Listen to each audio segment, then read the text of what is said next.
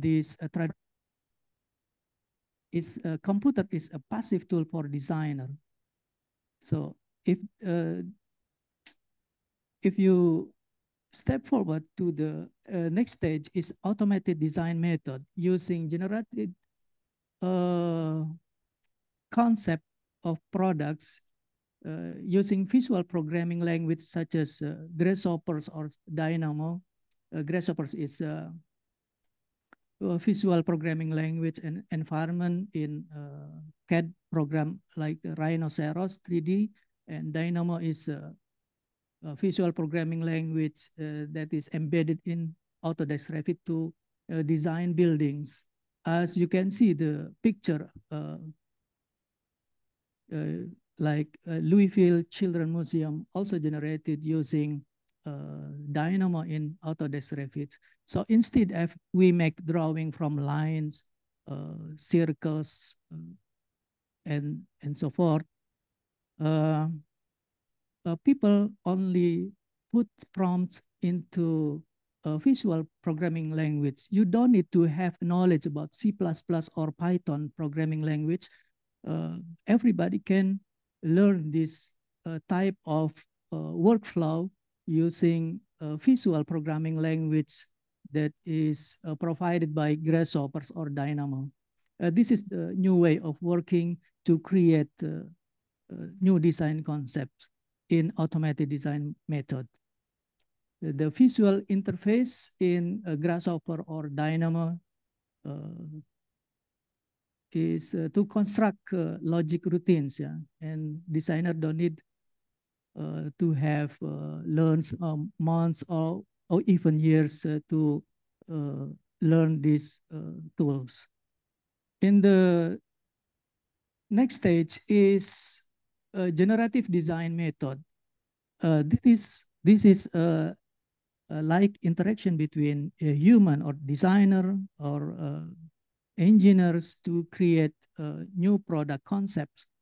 In this generative design methods, we only have to put prompts like, I want to design modern vehicles with the material of composite, which fit the Gen X or Gen Z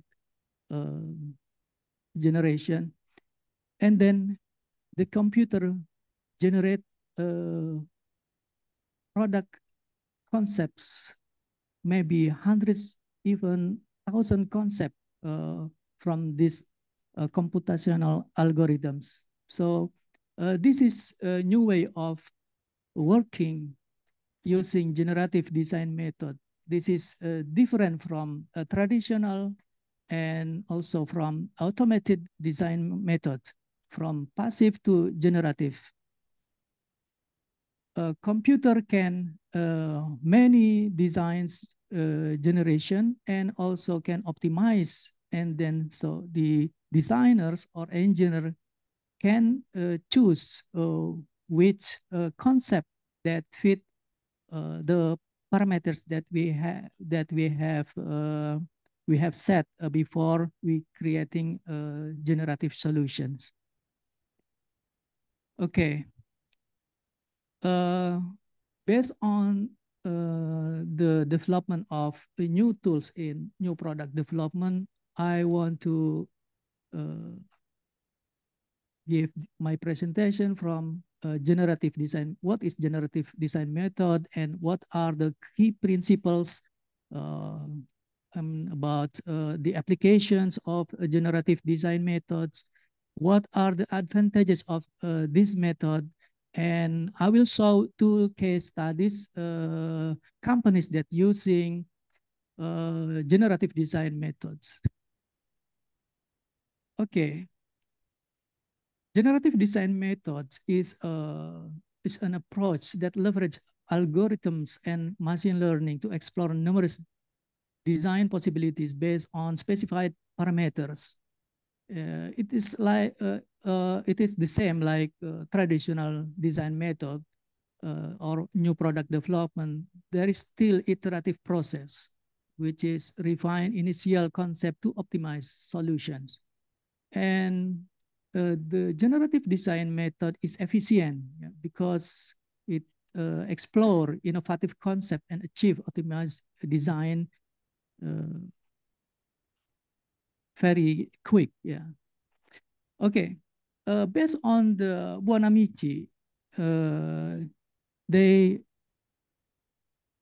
propose a generative design framework from setting the objective and put the geometry boundaries and load cases, and then what kind of manufacturing methods they use, and what the material they use, and then put it in the computer and generate a new concept, and the results is very, very abundant. Yeah, so from hundreds to thousands of new concepts.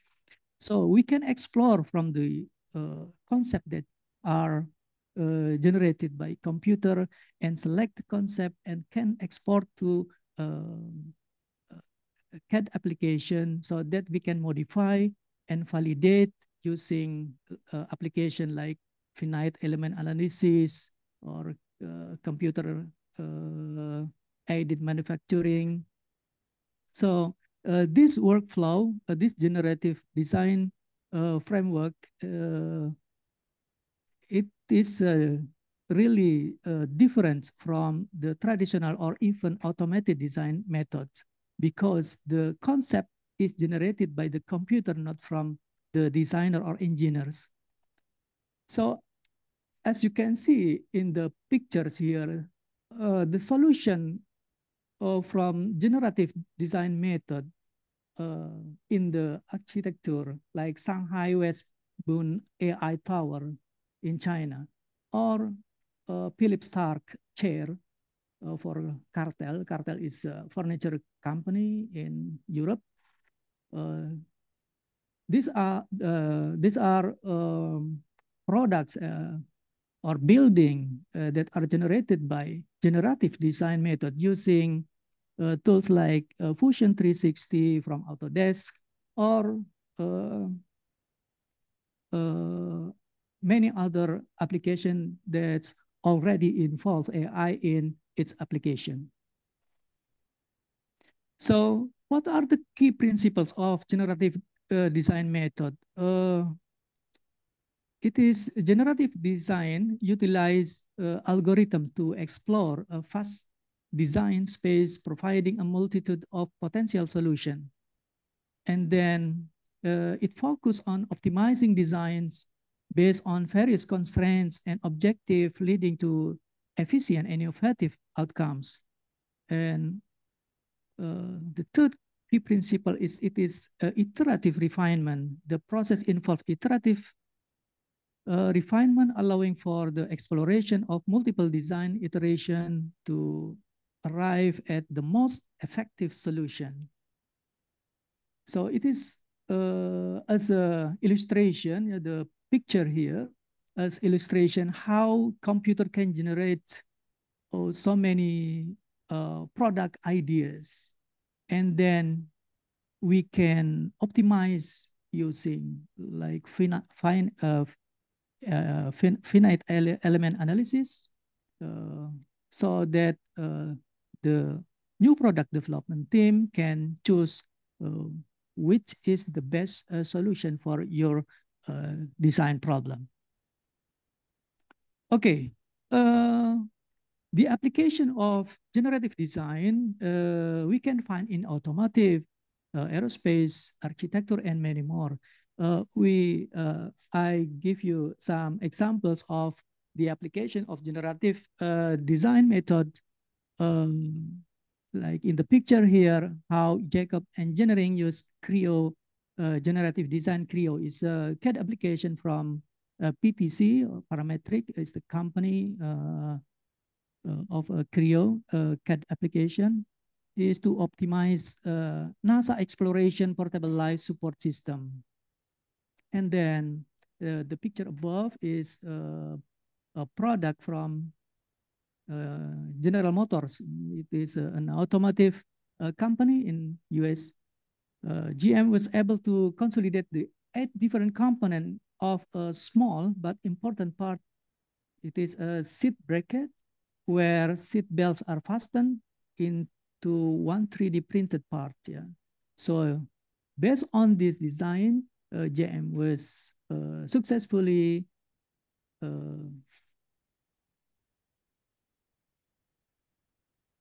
developed a seat bracket that is 40% lighter and 20% stronger.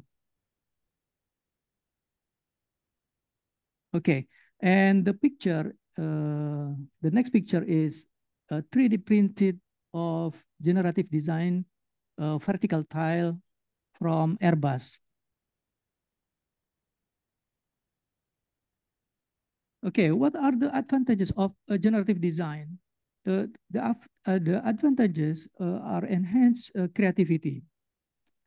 We are able to explore of unconventional design solution. Sometimes if uh, human or designer create a new product solution, uh, usually we tend to create the similar solution, but using AI driven application, we can explore unconventional design solution. It's like unexpected solution from the AI generated CAD applications. And second advantage of generative design is efficiency and optimization. How we use the generative design, we can efficiently use of our resources. And then the third advantage of generative design is innovation and differentiation. How we create a new product that unique for the market, because it is the way how we develop the product is different from a traditional way. So we move into case studies. Here I will show two case studies from Toyota and the other one. First, Toyota developed new seat frame design for their cars. Usually designers only focus on how to make cushion for seat car that fit for everybody. So using using this tool, Toyota using a Fashion 360 as a tool to generate new seat frame design. As you can see here, two samples of product or new seat frame design from Toyota. What they do is only put the parameters for a seat frame. Okay, it's like we talk to a computer, or yeah, input the prompts to computer. It must be safe and it reduce weight. It must be comfort and strong enough and sustainable. And then computer can generate many new seat frame designs.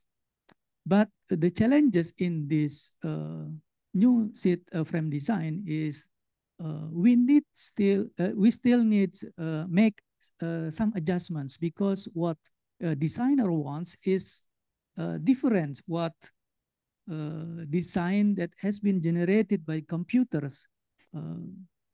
Maybe it is too thick or it is too lower. And then the challenge, another challenge is when we manipulating ratio of the new seat frame design, there is always a trade-offs between whether it is less dynamics or the weights will increase. So we still need make adjustments. So the knowledge of designers or engineers is still needed or necessary for this method. And then one more thing is about manufacturing issue. Yeah, different manufacturing method will generate also different solutions. So it is back to designer and engineers who create this solution, how to how to how the parameters of the design should fit of the solution that come up from the computers. Okay, the second case study is design of a gripper arm. It is a robot arm. And as we have seen in the previous slide, there is a generative design workflow starting from putting the objective and geometry boundaries and load cases, manufacturing constraints, and what material we use. And then the result is here. These are some results from the input of objective, geometry, load cases, manufacturing constraints, and material. As we can see here, there is a lot of combination of solution. Some without starting shape, some with starting shape, and some with additive manufacturing method, and the other is using 5-axis milling or 3-axis milling manufacturing method. There are different, so we can choose which one is fit our objective. So furthermore, we can also check the mechanical performance of every single solution from a generative design method. As you can see here, which material we can use for the design of a gripper arm, or which manufacturing method we will choose here, and then how the mass of every single design.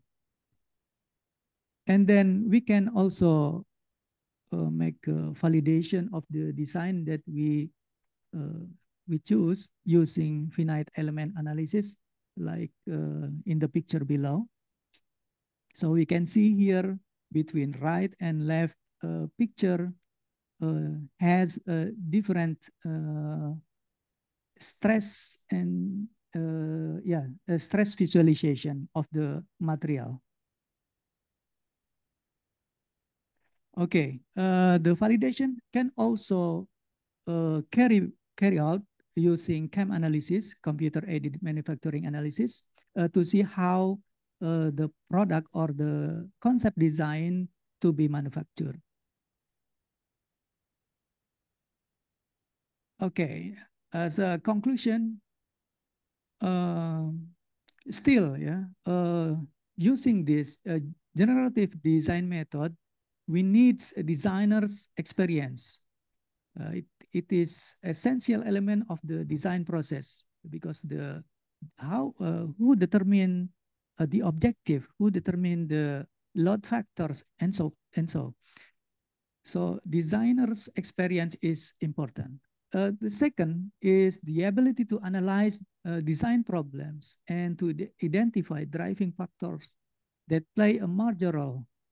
The third is the optimization performance. It seems to be comparable with the traditional tools, but it is efficient and effective way of developing new product concept or new product designs. So maybe it is the end of my presentation. Thank you, and I will give it back to Pak Imam. Thank you, Pak. Assalamualaikum warahmatullahi wabarakatuh. Waalaikumsalam warahmatullahi wabarakatuh. I'm very grateful for your very valuable setting, Bapak Dr. Hifadi Wajdi. I think I put one of the unique points that I've already, what is it not, yeah, in here. Um, Automatizations and optimizations of a generative design can significantly change more positive impacts on the human's life.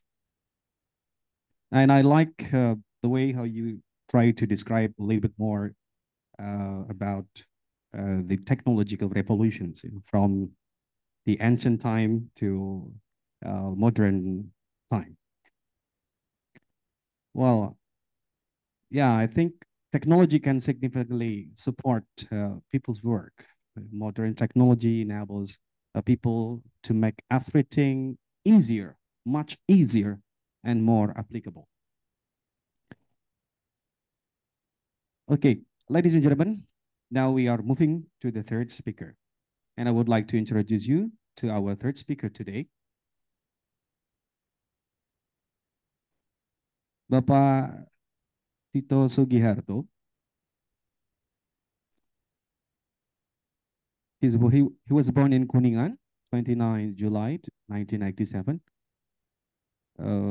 Pak, kita beda 2 bulan sepertinya, Pak ya. Tahun kita sama, Pak Tito ya, 1987. Yeah. You were born earlier, 2 months. Yeah. Well, he has got a master degree and he's already finished his master degree at Universitas Gadjah Mada, Yogyakarta. And he's got a S1 degree at STEMIC, Amikom, Yogyakarta. He's currently the official member of Aptikom Jawa Barat, or West Java. And he is currently Dean of Faculty of Science, Computer Science at Universitas Kuningan. And he's got many research publications that are already published in the accredited national journal. Okay, ladies and gentlemen, without any ado, I will be very pleased to welcome Bapak Tito Sugiharto, Master's Engineering. Time is yours. Yeah, thank you. You're welcome, sir.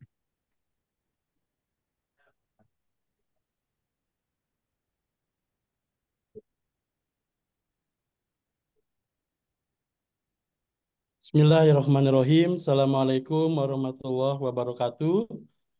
The Honorable Dr. Haji Abdul Malik, MSI, Rector of Universitas Serang Raya. The Honorable Professor Dr. Nuraihan Abdul Hamid from Asia A University, Malaysia. The Honorable Dr. Ing Farid Wajadi, MSc IPM from University of Serang Raya. The Honorable Dr. Wahyu MT Dean of Unserang, Universitas Serang Raya, my best friend. The Honorable of Dr. Imam from Universitas of Serang Raya. I would like to thank you for the opportunity that has been given me for the data to fill the seminar activity. I will present the material with the theme Harnessing AI for Industry Digital Transformation. In this session, I will discuss material about digital landscape, digital transformation, and AI. In global digital headline, in this data, we can see total population in the world is 8.08 billion, but in cellular mobile connection in the world is 8.65 billion, and individual using the internet in the world is 5.35 billion, and using social user media in the world is 5.04. In the world about internet adoption, individual using the internet as a percentage of total population. In the Asia, we can see 71.5% in South Asian.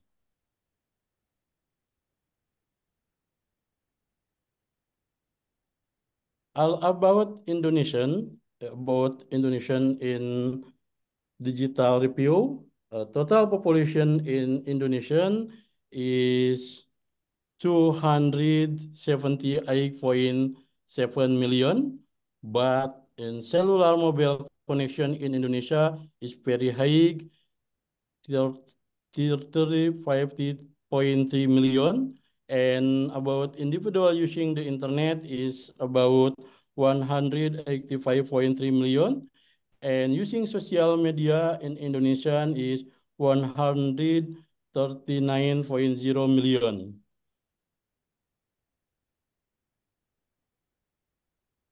Daily time spent with media in Indonesia, it is about time spent using the internet is 7 hours 38 minutes. In time spent watching television, broadcast and streaming in Indonesia, about 2 hours 41 minutes. And time spent using social media in Indonesia is about 3 hours 11 minutes.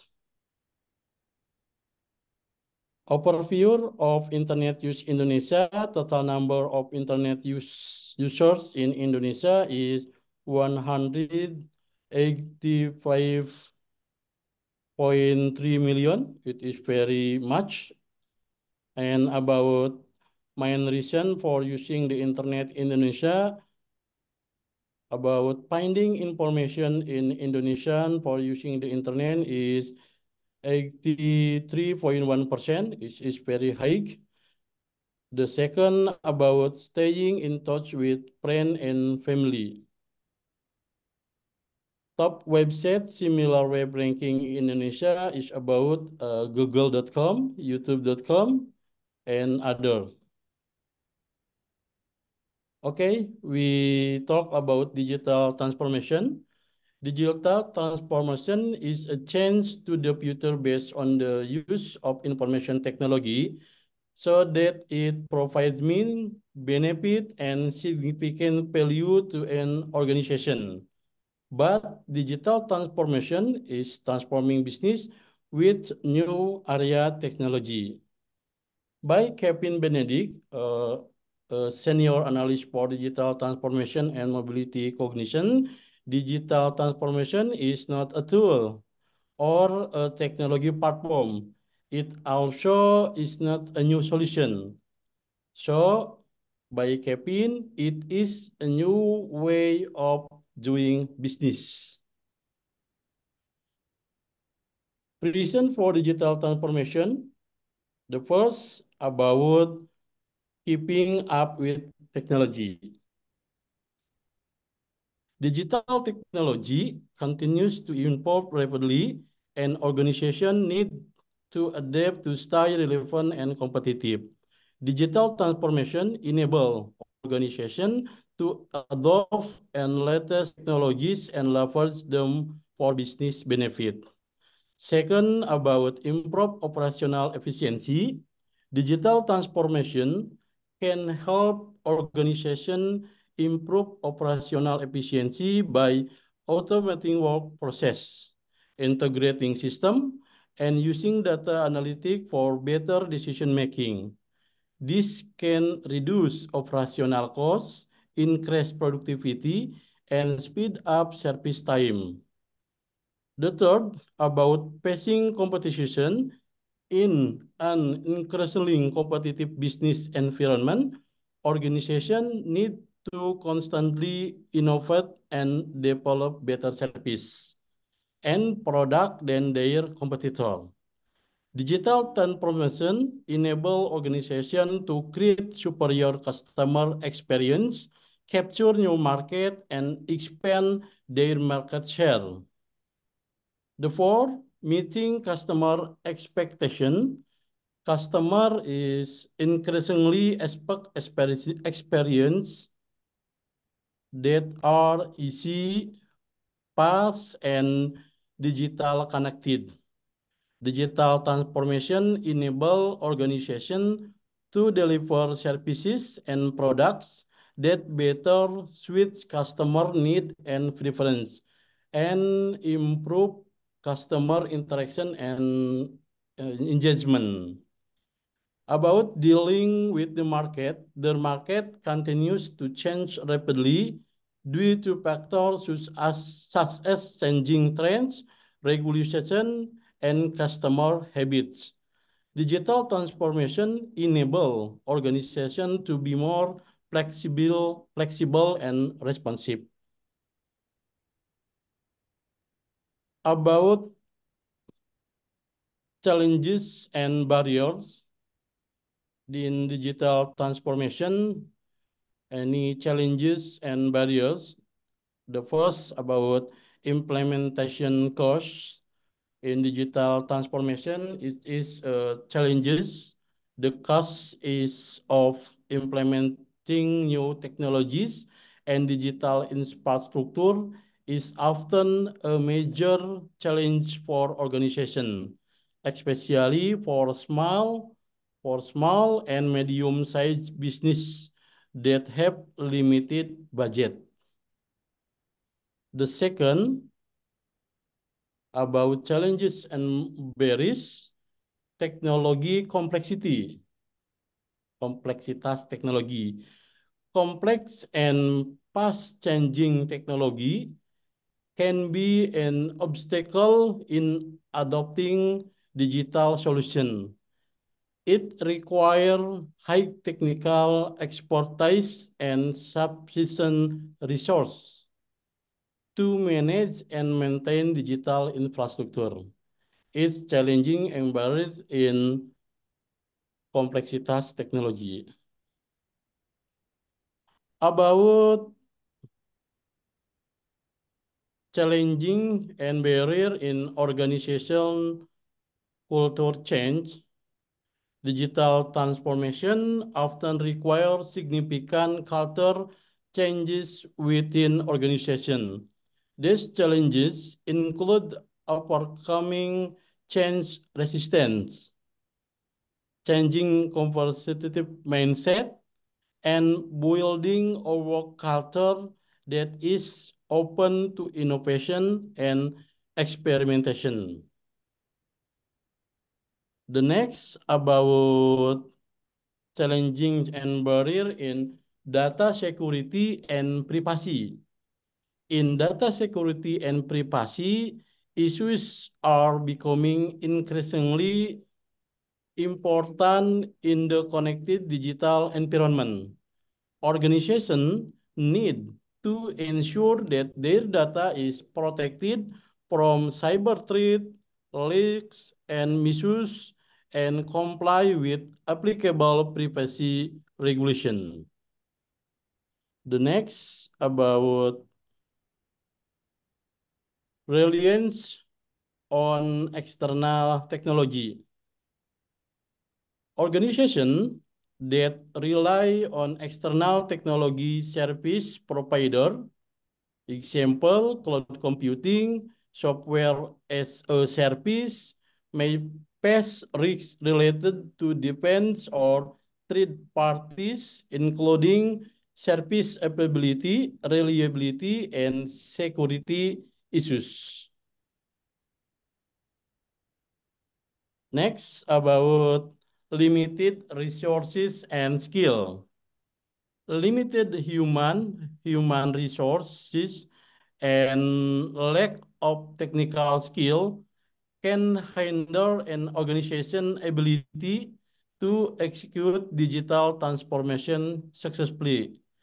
Organizations need to invest time and resources into employee training and development. The next about choosing the right technology. Selecting the right technology for an organization needs can be challenging, especially due to the diverse and fast-changing technology market. Organization need to conduct a thorough evaluation of available solution to ensure compatibility with their business strategies and objectives. Okay, It is about aspect digital transformation, main aspect about digital transformation. In digital transformation, three aspects.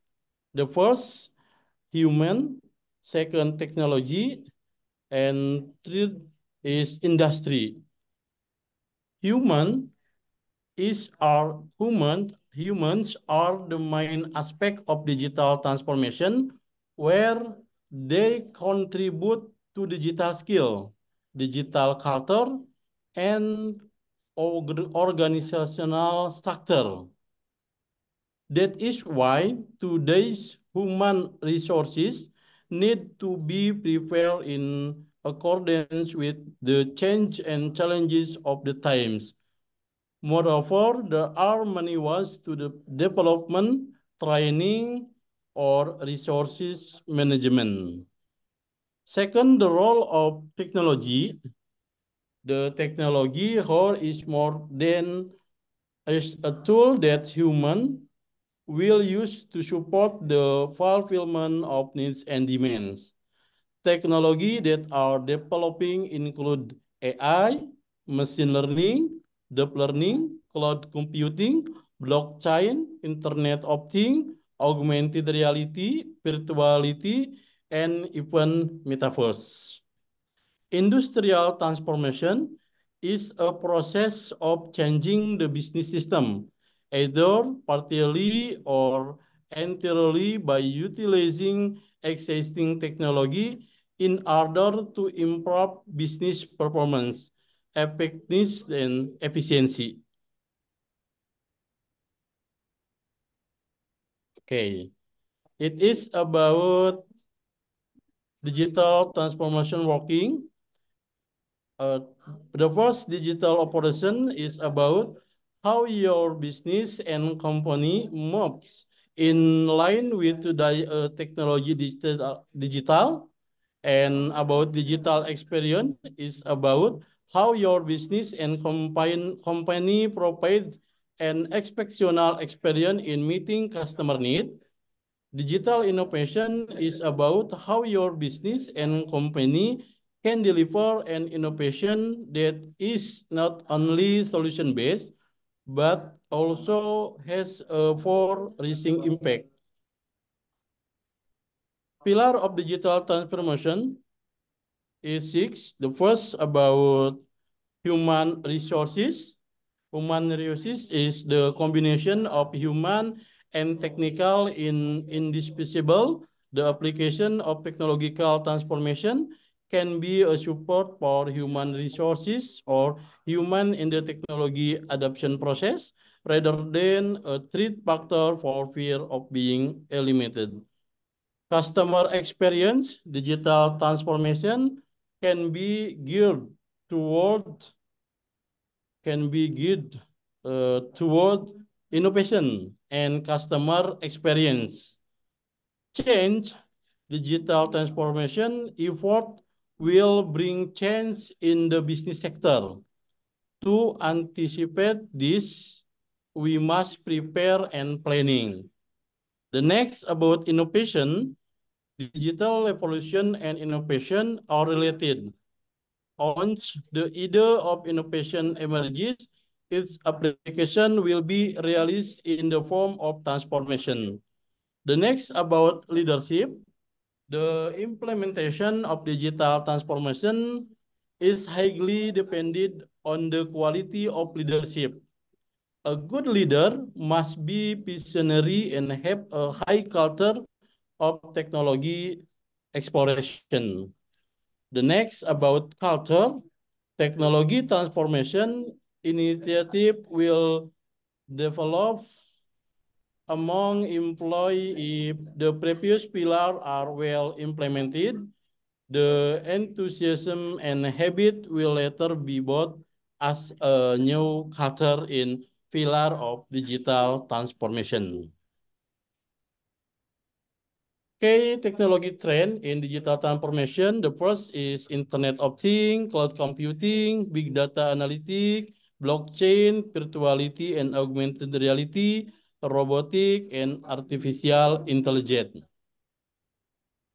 Digital transformation process is three. The first about digitization. Digitization is a process of transferring technology from analog to digital. Digitization refers to work automatization, minimizing the use of paper with the aim of cost efficiency. For example, in the past, when someone create a document, it was done by writing on paper. With digitization, the document is made into an electronic document such as PDF or doc, which is written using digital tool such as computer and smartphone. This certainly has an impact marked by the many transition from analog to digital technology, which is very helpful in spending up a job accelerating the deliver information that occurs. The second about digitalization, digital transformation cannot happen without digitalization. Digitalization is the process of utilizing digital information or products to be meaningful. The use of digital technology and digitized data change the way a company interact with customer. For example, in the past, the process of purchasing a product cloud only by done in person. With digitalization, everything through digital, so that it is easier when buying a product only with digital tools. And digital transformation is emphasized about digital transformation. Okay, about Internet of Things. Internet of Things, IoT, refer to a network of connected and communicating physical devices, such as a sensor, smart devices, connected vehicle, and smart home appliances.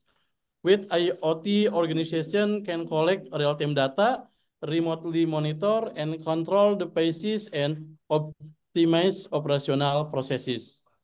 Okay, the next about cloud computing. Cloud computing enable access to computing resources such as data storage, server, and application over the internet. With cloud computing, organization can reduce infrastructure costs, increase flexibility, and accelerate time to the market for the product services. The next about big data analysis. Big data analysis involves analyzing large and complex data to gain valuable insight and support decision making. The next about blockchain. Blockchain is a new technology that provide transparent, secure, and immutable proof for digital transaction. Blockchain can be used in a variety of industries, including finance, supply chain, healthcare, improve security, transparency, and efficiency. It is about virtual reality and augmented reality. Virtual reality creates immersive digital environment. Augmented reality added digital element to the physical world. It is about robotic and automation improve efficiency, consistency, and safety, reduce cost and the risk of human error. Okay, about AI. AI is ability of machine to perform tasks that require human intelligence, such as natural language processing, facial recognition, and decision making. AI is changing the way organization analyze data, automate the business processes, improve customer experience, and optimize operation. It is about AI.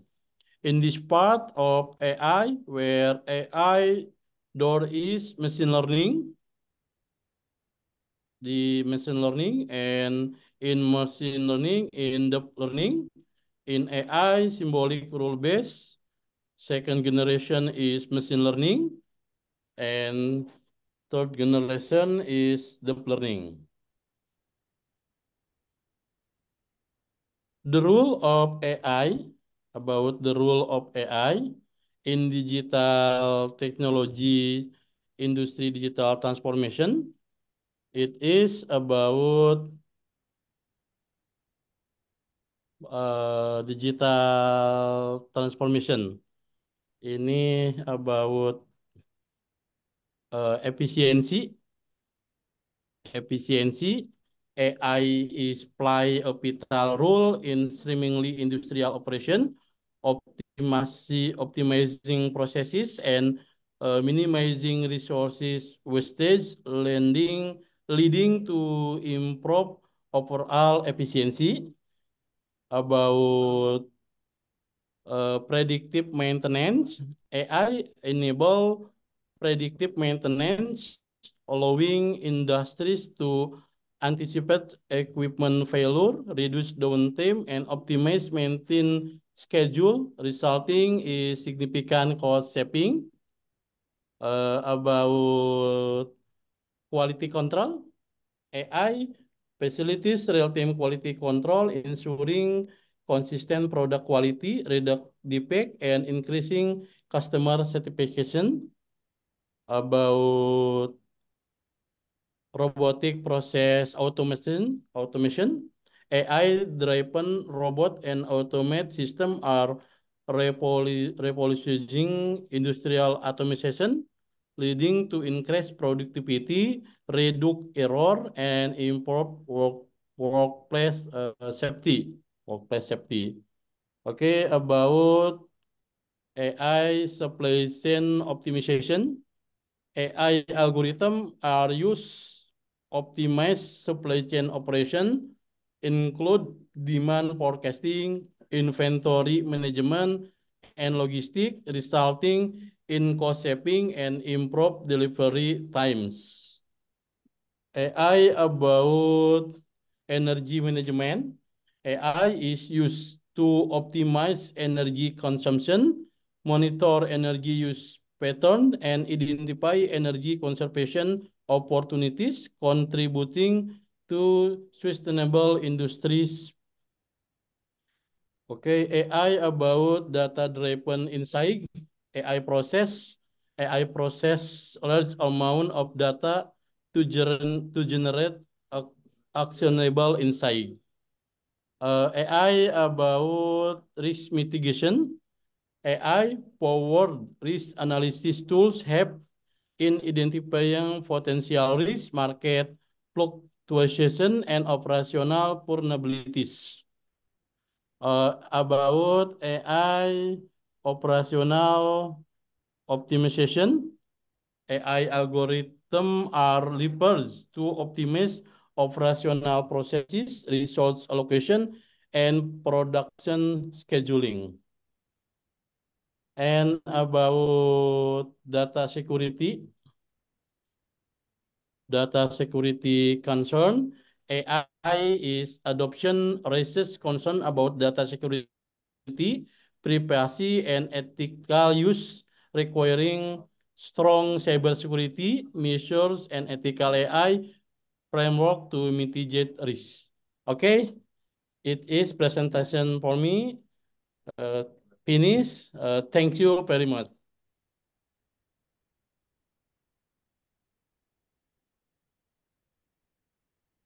Thank you very much for your great presentations, Bapak Dito.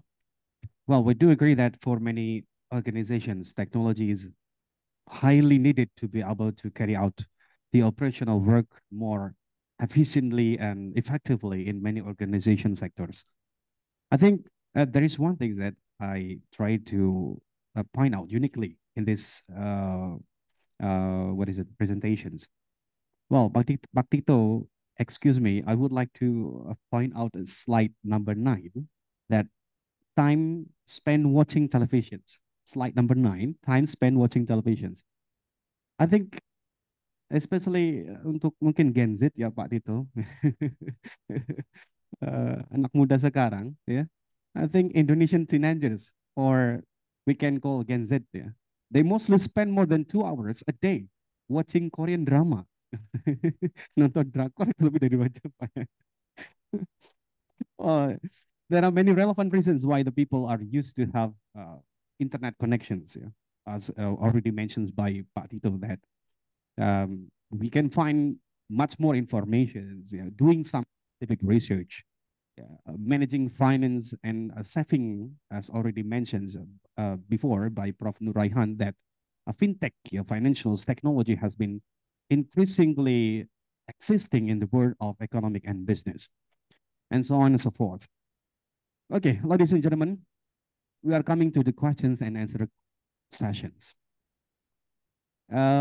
Before we begin our Q&A sessions, I'd love to say sorry, Professor Dr. Nuraihan. She has got another meeting or appointment to do, so we can have a little more discussions and sharing with our today, ladies and gentlemen. So all the participants are allowed to raise the questions in English or bahasa ya. Jadi Bapak serta webinar disilahkan menyampaikan pertanyaan menggunakan pengantar bahasa Inggris atau bahasa Indonesia. You can put your questions in the chat room, ya, or you are very welcome to have a questions directly addressed to our speakers today. Silahkan Bapak dan Ibu peserta boleh menyampaikan pertanyaan melalui chat room di Zoom meeting atau live Zoom meeting, atau silahkan juga Bapak dan Ibu saudara peserta untuk menyampaikan pertanyaan secara langsung. You can address your questions to our speakers, the second speakers and the third speakers.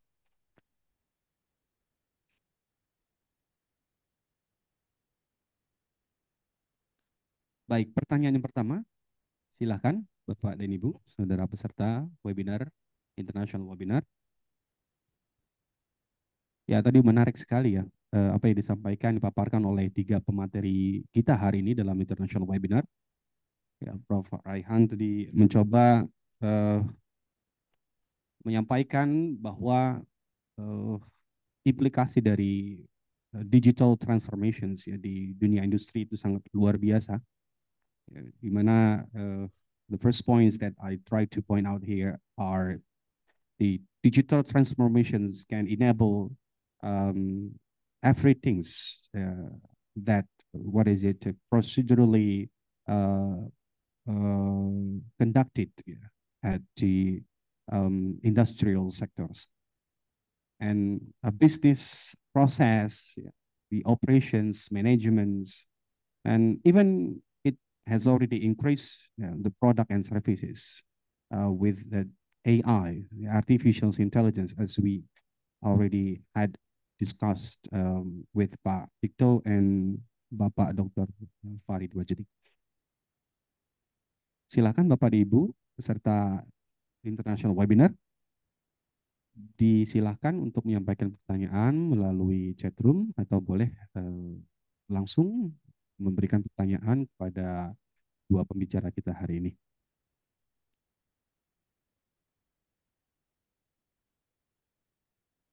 Tim, could you help me please to show the chat room?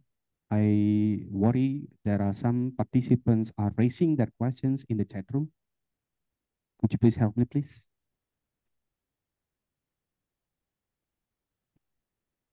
Mau dibantu panitia? Baik, have you got any questions in the chat room today? Baik, Bapak dan Ibu, sebagai informasi,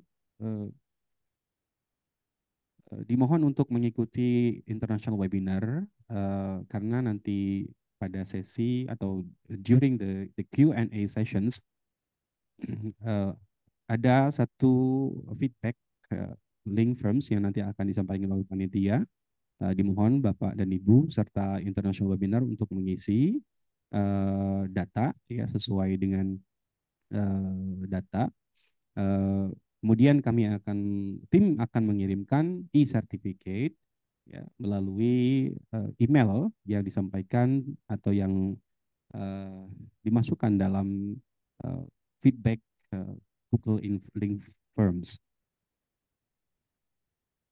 Baik, Bapak dan Ibu, disilahkan.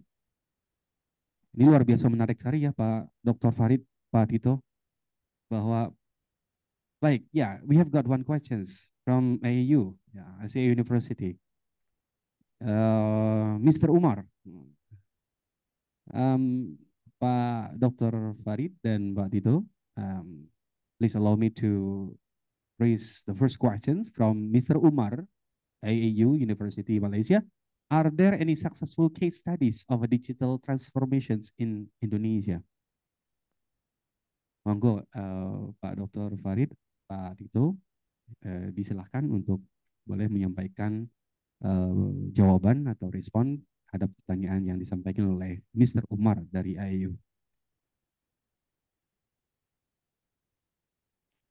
Ya, Pak Tito, mungkin Pak Farid. Oke. Baik, baik Pak Tito, disilahkan. Okay. Good question is about our digital, any successfully case studies on digital transformation in Indonesia. It is about when when COVID era in Indonesian, implementation about digital transformation in education. In education, In education, in Ministry Education Indonesian is adoption about digital transformation using LMS, Learning Management System, in process studies. All of students in Indonesian using LMS in the school or in college to facilitate about processing education. For me, is a successful case study of digital transformation in Indonesian in era COVID about education is very good and very fast digital transformation in Indonesian. Thank you. Yeah, thank you, Pak Tito. Yeah, I think we do agree that learning management systems has positively, given impact on the process of education during the pandemic times, in COVID-19. Yeah, where we can try to teach and learn through digital systems. The students can put their own works sheets, their own teachers can put their own learning materials, and the education process can carry out or can be carried out and digitally. Thank you, Pak Dito, for your answer. Pak Farid, barangkali mungkin ada yang mau disampaikan related to the first questions, I think.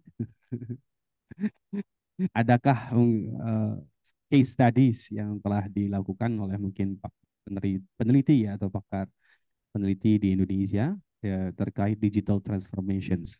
Could you please give your ideas, Pak Dr. Farid? Time is yours.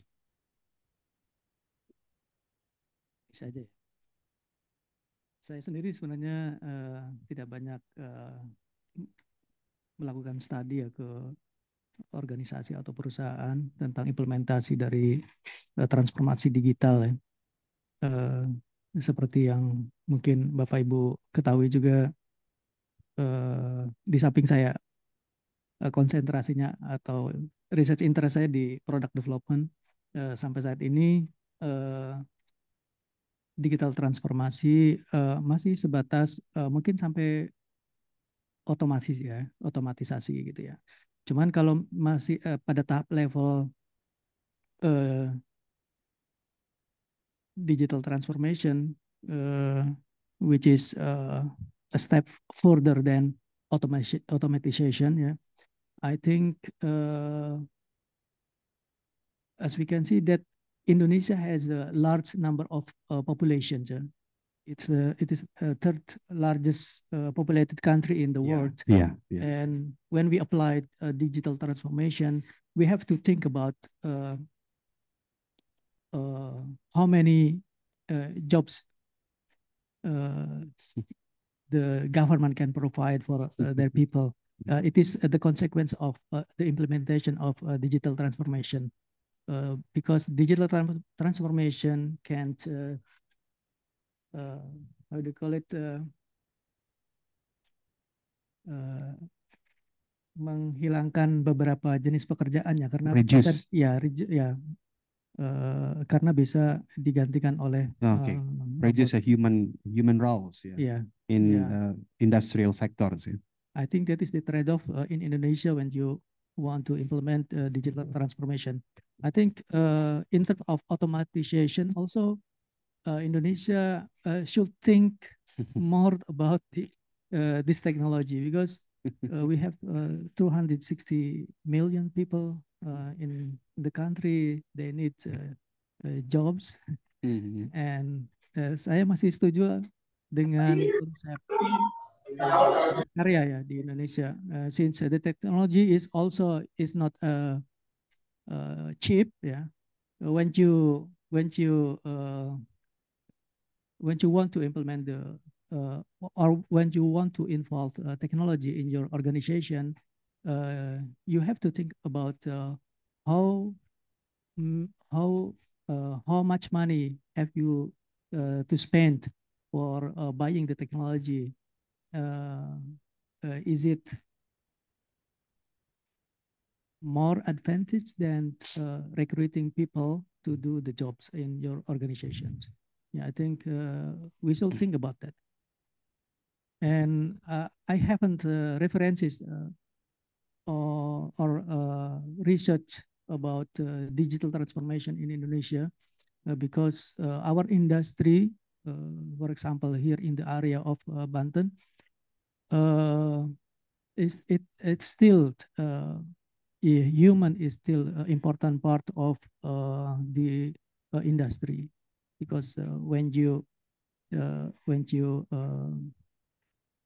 implement the digital transformation, it is very expensive, and also you should also think about how large you will implement the technology in your organization. How larger you implement the technology in your company, then the higher risk you will take as a consequence of the implementation of digital transformation. So based on the best practical in the world currently, maybe learning from the failure cases of digital transformation implementation, it's like Ford about smart mobility. It fails as well. America or US industry is far more further away than Indonesian industry, but still they are failed to implement the digital transformation in their industry. So I think we have to wait.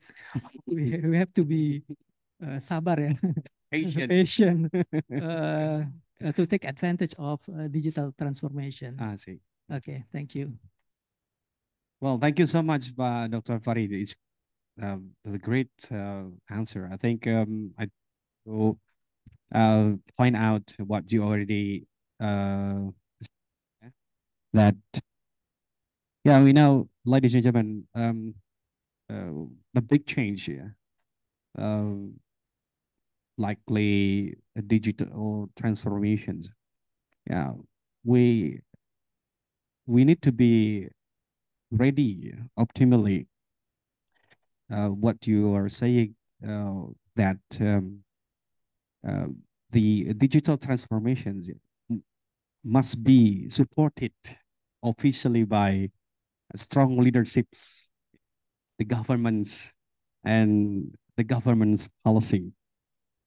Memang saya rasa dua poin itu yang mungkin bisa kita yang apa yang telah disampaikan oleh pembicara.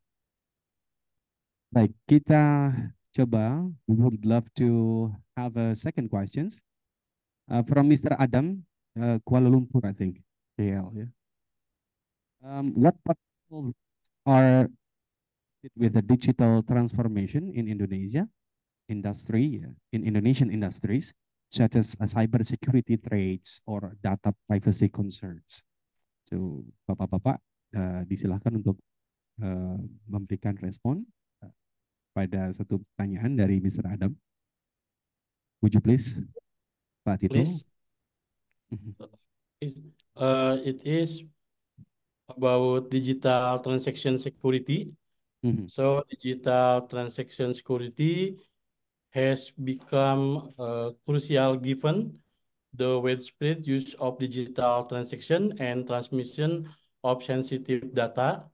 Threat to digital transaction security are increasingly complex and diverse, encompassing a variety of potential risks such as cyber attacks, identify, theft, phishing, malware, and more.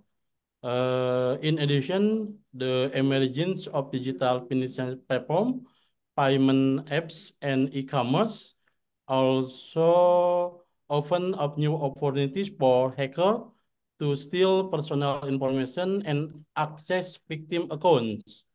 For this reason, every company needs to be extra vigilant, understand the security risks of digital transaction, and the solution of prevent them. About data protection in person to online, complying with and to ensure maximum protection of digital transaction, we need to follow the steps to mitigate security risks, such as security certification, transaction monitoring, data encryption, two-factor authentication, security update, employee training, provide regular security training to employee to raise awareness about potential threat and the less security tactic, so backup and recovery data, and the last vendor security handling. Okay, thank you.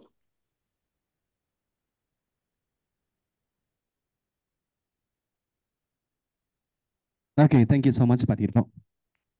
Well, yeah, I think there must be many risks, yeah, that are associated with the digital transformations, especially if we talk about the cyber security systems. Yeah, there must be some threats. Well, yeah, I'd like to highlight what Pak Tito is saying, that we need to have extra works. Yeah, Pak Tito, we need extra works to build very super cyber security system. So we do agree with you. Maybe Dr. Farid, would you please give some aids, maybe dealing with the what is it, risks, yeah, which are associated with the digital transformations? Okay, I think I do agree with Prof. Tito, yeah. Since in Indonesia, the financial sectors and e-commerce in Indonesia is growing very fast, yeah. And I think back to first question, I think it is also the answer for the first question, yeah. Because my research is not in financial sector, so I don't know a lot about the development in the financial sectors. But I think what Prof. Tito said, I do agree with that. Yeah, nothing can add. Thank you, Pak Dr. Farid and Pak Dr. Tito. Baik, disilahkan. Ada pertanyaan yang ingin disampaikan oleh peserta. Baik, boleh peserta disilahkan menyampaikan pertanyaan melalui chat room, ya, Zoom meetings, atau you'll be very welcome if you have got questions and you can raise your questions. You may address your question directly to the second and the third speakers in a Zoom meeting live. Ibu silahkan jika ada pertanyaan langsung boleh. Yeah. Official teams, would you help me please to show the next questions, please?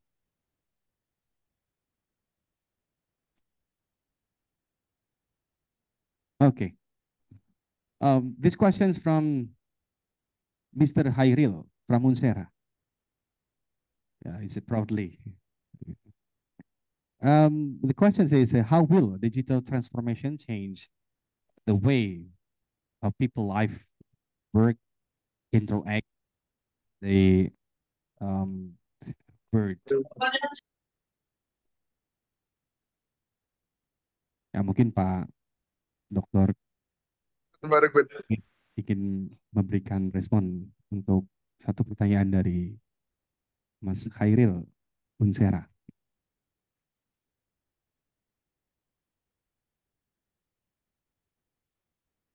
Digital ya.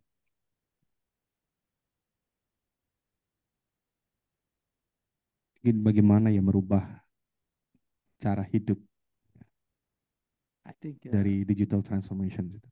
Okay, maybe it is the impact of the digital transformation in that change our life. Yeah?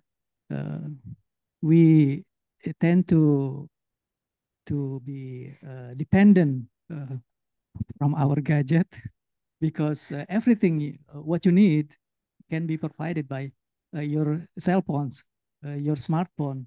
Mm-hmm. What or you need to make transactions. Mm-hmm.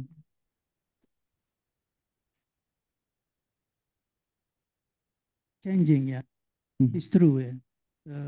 And our life also becomes more digitalized. Yeah. So I think in the one hand it is good, yeah, for yeah, making our lives easier, and then we can fulfill our needs, daily needs easier.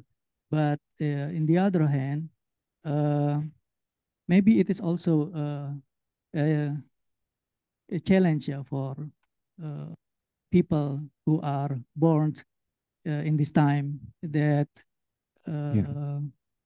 people interaction, people to people interaction is also important thing that it will teach you how to interact with others. So it is not about how to fulfill your life needs, but also how to interact with other people. I think social interaction also should not be forgotten in this aspect. Yeah. This is a challenge for maybe for parents who has children in this digital era. It is a challenge, yeah, for them. Yeah, challenge. Yeah, maybe a big challenge. Yeah, yeah, that's for me. Thank you, Dr. Farid. Well, I do, Dr. Farid. I think, yeah, as you are saying that they try to adapt with the digital transformations. In this time, they don't have to do much. They don't have to do much things.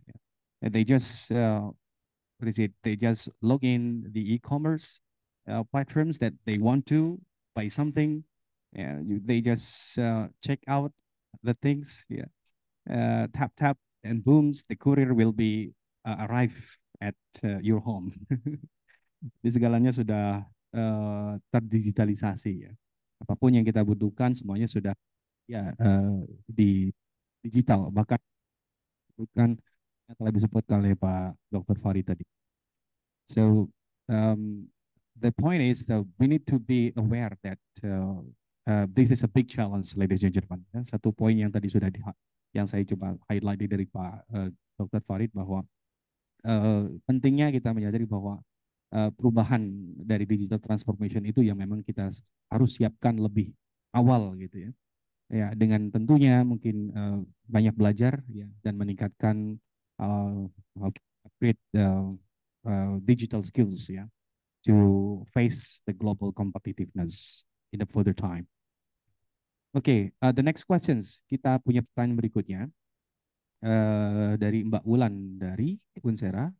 What are the key transformations? What are the key transformation and the success factors for companies implementing digital solutions? Dengan segala hormat, disilahkan Bapak Dr. Tito untuk memberikan respon pada satu pertanyaan dari Mbak Wulandari. Disilahkan. Thank you. About the key digital transformation strategies and success factor for companies implement digital solution is about the first clear vision and strategy. Having a clear vision of the desired outcome of digital transformation and a well-defined strategy to achieve it is crucial. This includes setting specific goals, identifying target area for transformation, and outlining a roadmap for implementation. The second is about leadership and culture change. Strong leadership, support, and commitment to change are essential for driving digital transformation. Leaders need to champion digital initiative, foster a culture of innovation and experimentation.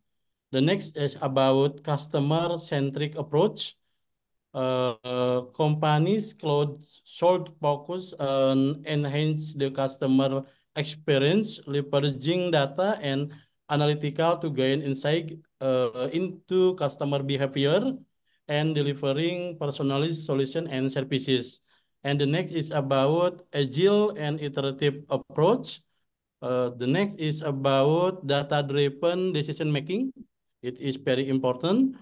Leveraging data and analytical is essential for informed decision making and driving business outcome. The next is about technology and infrastructure. Investing in the right technology and infrastructure is critical for supporting digital transformation initiative. And the next is about talent and skill development, human resources. The next is about partnership and ecosystem collaborative. And the last is about change management and communication. Okay, thank you. Thank you so much, Dr. Tito.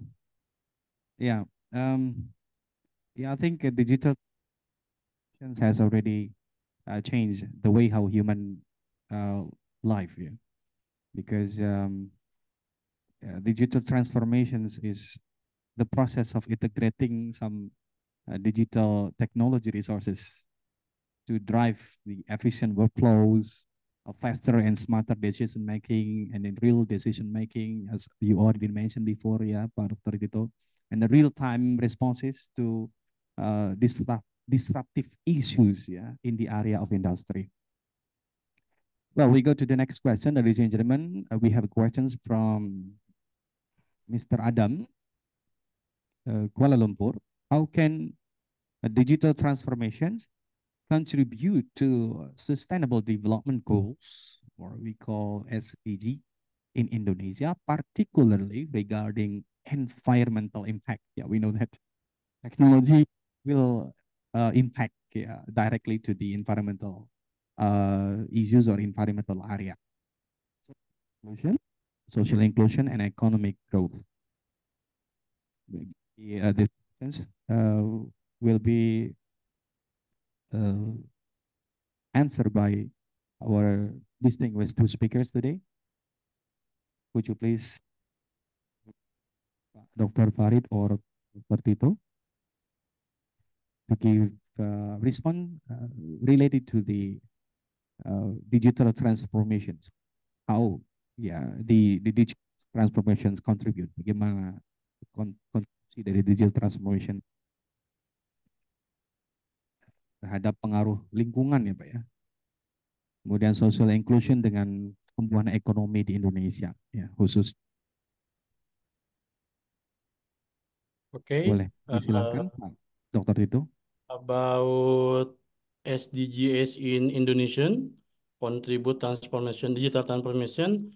I think digital transformation has the potential to significant contribute to SDGs in Indonesian across various dimensions, including environmental impact, social inclusion, and economic growth. Such as in environmental impact, it is about digital technologies can enable more efficient resources management and reduce environmental footprint. For example, in smart energy grid and IoT sensor, it can optimize energy usage, reduce waste, and lower carbon emission. Digital solution such as remote monitoring and predictive analytics can help manage natural resources. In social inclusion, digital inclusion initiatives such as providing affordable internet access and digital literacy program in Indonesian is digital literacy program by Kominfo can empower underserved population including women, rural communities, and people with disabilities to participate in the digital economy. And about economic growth, digital technologies can drive productivity gains and innovation across industries, leading to economic growth and job creation. For example, automation, AI, data analyst can optimize product process, increase efficiency, and reduce cost for business. E-commerce platform and digital marketplace can expand market access for SMEs. And the last is about digital payment system.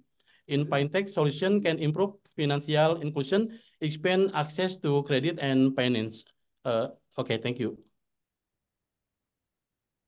Thank you very much for your great responses, Pak Dr. Tito. Okay, we go to the next questions. I think this is a very unique questions. Can you tell me the digital transformations stories in small and medium enterprises in Indonesia? Bagaimana mungkin boleh dideskripsikan Pak Dr. Tito dan mungkin Pak Dr. Farid? How the way the digital transformations can significantly impact on the SMEs, small and medium enterprises in Indonesia. Disilahkan, Pak Tito. I think ini SME is about small and medium enterprise. Yeah. About MKM, story MKM, in small and medium enterprise Indonesia. I know is about the one is Bukalapak. Bukalapak is one of the large e-commerce platform in Indonesia, connecting millions of small medium enterprise with customer across the country. Through their online marketplace, small medium enterprise can easily set up digital storefronts, list their product, and reach a wide audience. Pay and bill. Bukalapak also provides various support services such as payment processing, logistic, and marketing tools to help small medium enterprise grow their online business. Such, for example, other is Gojek. Gojek unique in Indonesia. Gojek, and the last Tokopedia. Tokopedia is another prominent e-commerce platform in Indonesia that has played a significant role in empowering small medium enterprise to digitize their business. I think it is. I think. Thank you. That's great. Thank you, Dr. Tito. Yeah, we know that we have got many marketplaces or e-commerce platforms, yeah, as as it is already mentioned by Dr. Tito that we have Shopee, Lazada, Bukalapak, and so forth and so on. That I think those marketplace or the e-commerce platforms positively can support the what we call the small and medium enterprises atau UMKM penggerak UMKM Indonesia, dan mungkin bisa it can what is it positively support their economic growth. Pertumbuhan ekonominya juga memang bisa sangat luar biasa, cukup signifikan ya tingkat peningkatan secara ekonominya. Okay, we've got the last question, I think. Yeah, we have got the last question, ladies and gentlemen. So the last question is from Mr. Budi Setiawan, Unsera, ini dari Prodi Teknologi Industri ya. Tekin, how can we start to implement the digital transformations in order to adopt new technology or the new way of life? Nah, itu mungkin bisa diberikan jawaban oleh Bapak Dr. Farid, karena mungkin ini adalah salah satu mahasiswa dari beliau, mahasiswa yang dicintai ya, dari teknologi industri. Disilahkan Pak Dr. Farid. Last question. Last questions. I think it depends on the objectives you propose before you adopt a new technology. I think it depends on the objective. Yeah, you start with the objective, and the objective should not be too large. Yeah, because when you start the new things, then you better do it step by step. Yeah. So based on the fact of the research, yeah, the implementation of automatization, the implementation of whatever new innovation in your organization or companies, it should be stepwise and focus on the objective, what you want from the transformation. That is the most important thing before you adapt new technology in your organization. Okay, maybe that's what I can answer from for this question. Okay, thank you, Dr. Farid. Yeah, we do agree that before you're going to use the new digital transformation or the new technology, there is one thing that I try to highlight what you were saying before that. Yeah, we need to analyze, we need to identify, yeah, or we need to do the needs analysis. Kita yang harus lakukan adalah apa namanya, bagaimana kita menganalisis satu kebutuhan.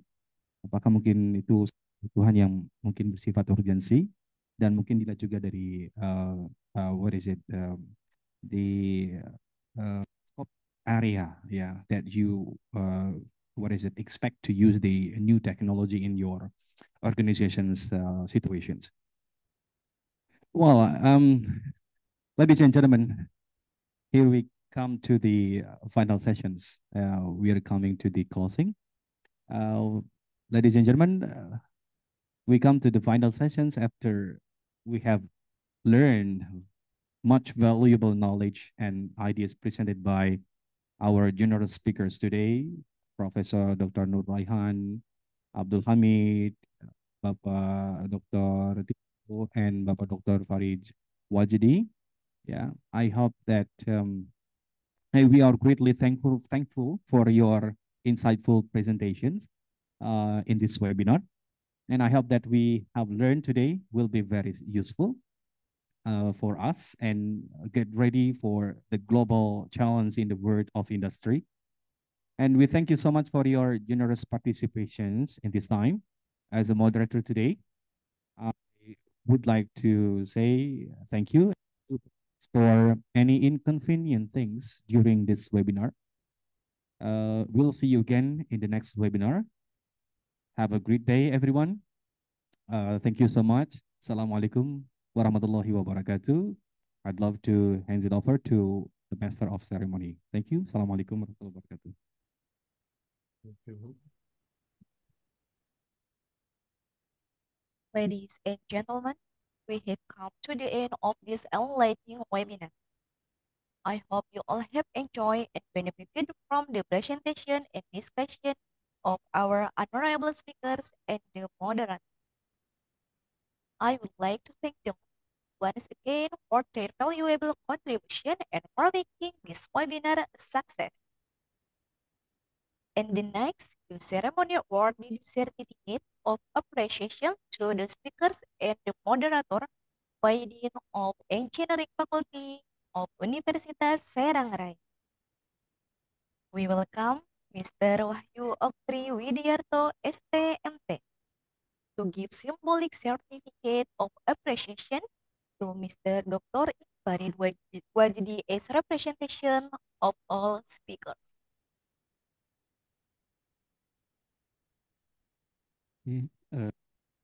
We would like to say thanks to all of speakers for the great valuable knowledge.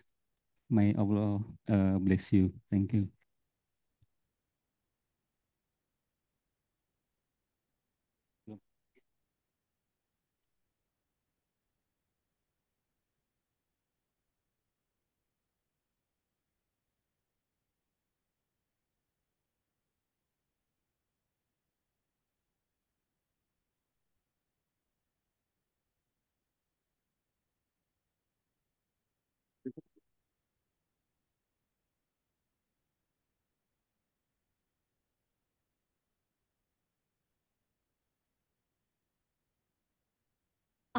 I would also like to thank to all of you for your participation and support. Especially thanks for our collaboration partner, Asia University Malaysia and Universitas Kuningan Indonesia. Please give a big applause to everyone who has made this possible. Finally, allow us to take photos of all of you to immortalize our moment today. Please open the camera. There are 4 screens, so please hold on.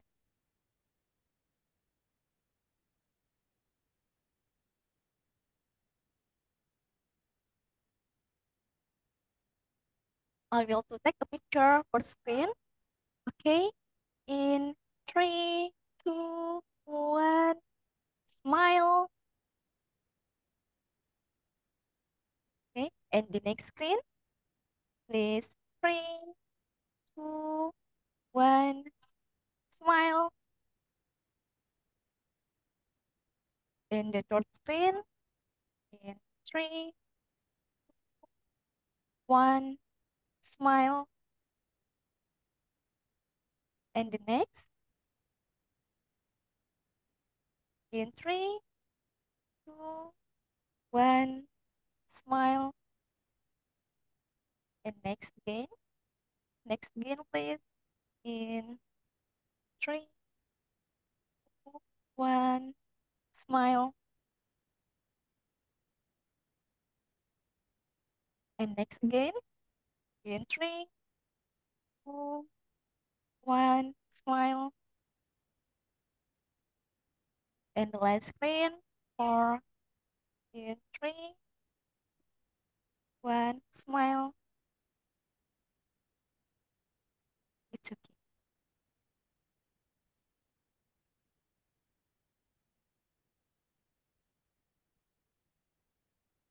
Okay, thank you everyone. I hope this webinar has sparked your curiosity and inspired you to learn more about the topic we have covered today. I wish you all the best in your future endeavors and hope to see you again in our next webinar. Thank you to all participants and have a great day. I'm Putri Cynthia Anggraini. Wassalamualaikum warahmatullahi wabarakatuh. Waalaikumsalam warahmatullahi wabarakatuh.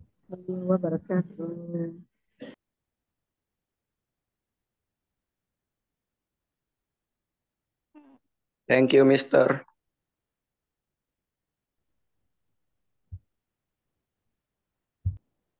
Indonesia, negara yang kaya akan keindahan alam, budaya yang beragam, dan keramahan penduduknya. Hal tersebut membuat Indonesia... Pak Suhenda, terima kasih banyak sudah bergabung dari SMK N17 Teja nih. Terima kasih banyak Pak Suhenda. Ini yang saya bicara Pak Imam. Kita apresiasi sekali. Ini Bapak Ibu Dewan Dosen Unsera. Ada beberapa kawan kita dari SMK bergabung dalam international webinar ini. Terima kasih Pak Suhenda dan kawan-kawan. Tetap semangat. Mudah-mudahan sukses selalu ya. Universitas Serang Raya berdasarkan surat Sama Pak Imam. Pendidikan Nasional tanggal 23 Desember 2008 nomor 262 /D/O/2008. Unsera merupakan realisasi cita-cita Yayasan Pendidikan Informatika Serang untuk ikut berpartisipasi dalam mencerdaskan kehidupan bangsa. Disinilah kami berproses dan tumbuh. Disinilah kami belajar menjadi peka, inovatif, dan berdaya saing global. Disinilah kami melangkah untuk mimpi kami, kita, dan mereka.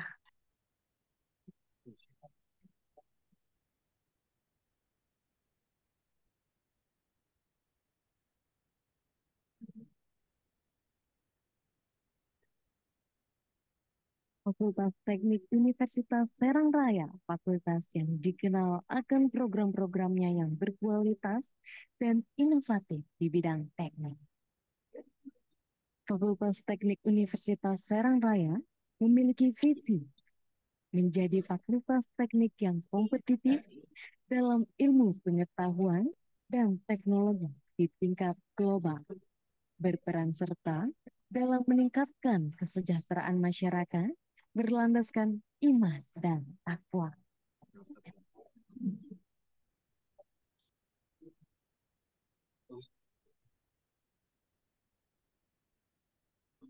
Program studi teknik kimia memiliki visi menjadi program studi yang kompetitif dalam rekayasa proses industri kimia di tingkat nasional tahun 2032 berlandaskan iman dan takwa. Program studi teknik kimia memiliki fasilitas laboratorium seperti laboratorium kimia dasar, laboratorium kimia fisika, laboratorium kimia organik, laboratorium kimia analisis, dan laboratorium operasi teknik kimia.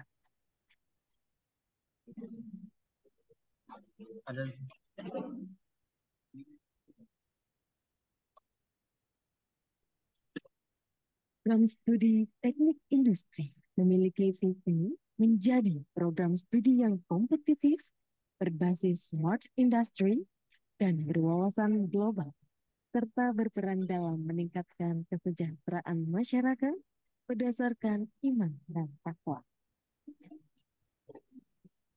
Program studi teknik industri memiliki fasilitas laboratorium seperti laboratorium fisika, laboratorium ergonomi, laboratorium statistik dan simulasi, laboratorium sistem manufaktur, dan laboratorium manajemen industri.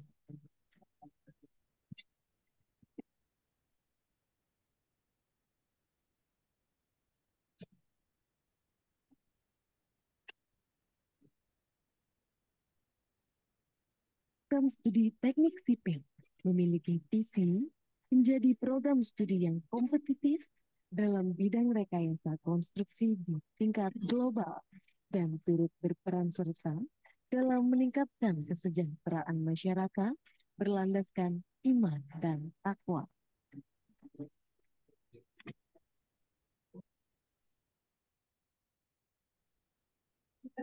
Program studi teknik sipil memiliki fasilitas laboratorium seperti laboratorium teknologi bahan bangunan, laboratorium uji beton, laboratorium ilmu ukur tanah, dan laboratorium perkerasan jalan.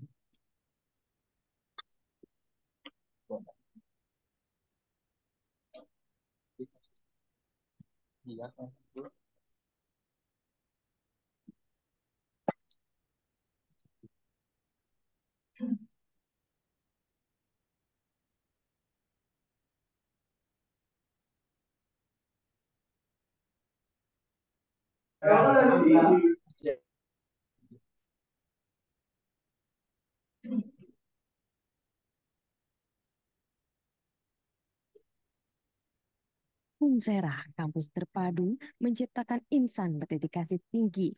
Unsera, cendekia muda berprestasi.